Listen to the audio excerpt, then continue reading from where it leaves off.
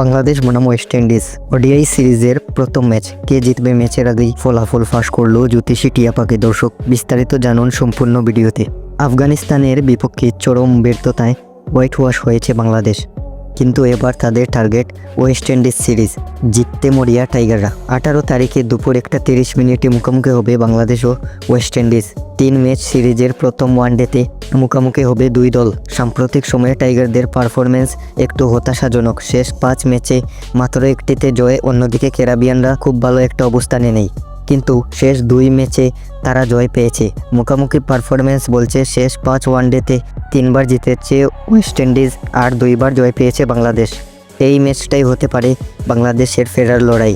মাঠে নামছেন মুস্তাফিজ, তাসকিন, শরীফুল, বনাম, Hetmyer, Jason holder, Nicholas Pooran, যারা যে কোনো সময় ম্যাচের মোড় ঘুরিয়ে দিতে পারেন। বাংলাদেশ কি পারবে ওয়েস্ট ইন্ডিজের জয়ের দ্বারা ভাঙতে, নাকি আবারও ক্যারিবিয়ান জোরে উড়ে যাবে টাইগারদের স্বপ্ন?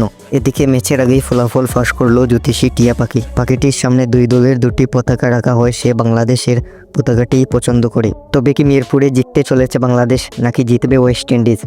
আপনার মতামত জানান কমেন্ট বক্সে। আর ক্রিকেটের সকল আপডেট পেতে আমাদের সাথেই থাকুন।